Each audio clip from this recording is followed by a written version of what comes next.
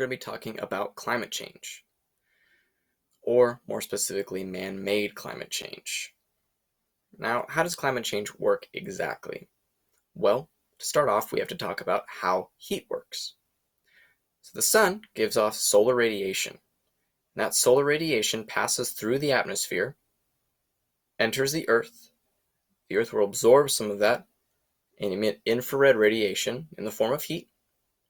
In most cases, that heat will pass through greenhouse gases and the atmosphere, while some of it kind of hangs around, causing heat and natural climate change. What's been happening lately, though, is we have a higher concentration of greenhouse gases, causing more heat to be trapped. The largest contributor of that is carbon dioxide. As we can see from the visual, around 72% of greenhouse gases is carbon dioxide. We can see here that the average of carbon dioxide in parts per million is higher than it has ever been before.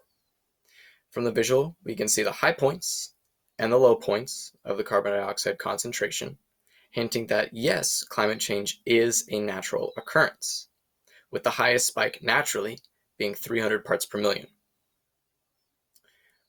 Here, though, we can see that the 2017 average was 405 parts per million, 105 parts per million higher than a natural concentration record. Now, we can see that a large contributor of these is electricity and heat, agriculture and land, industry, transportation, and a few others. Now, obviously, we understand about electricity and heat from coal factories, because coal is a large process that gives us electricity and heat. But let's talk for a moment about agriculture and land. Politician Alexandria Ocasio-Cortez has suggested that a large contributor to CO2 emissions and the rise in parts per million is from cows. Now we can see here that this is a feedlot. There isn't a lot of free space, and that black ground is mostly feces. When the cows eat, they produce a large amount of flatulence and feces, both of which give off CO2.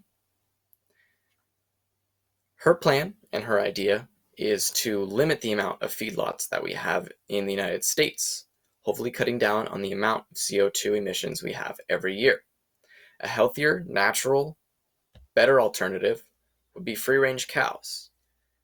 The caveat is yes, meat and milk and cheeses and other dairy products would become more expensive, but it would cut down a large amount on CO2 emissions, helping us bring down that 405 parts per million of CO2 in the atmosphere, trapping all that heat.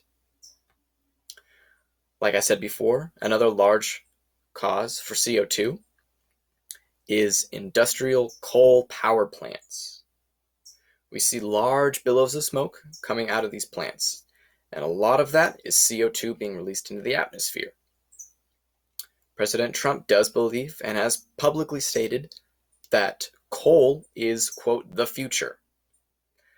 Most scientists and professionals and people who know the cons of the coal industry argue about that. They're stating that the better alternatives would be solar. Solar creates zero CO2 emissions and is completely self-sustaining.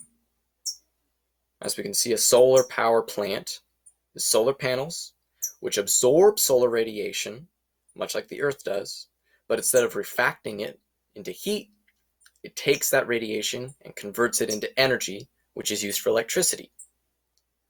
Another great alternative to the coal industry would be wind farms.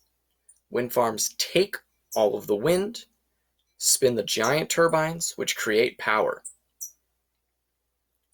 So these are just a few examples of how we can cut down on the insane high average from 2 years ago of 405 parts per million.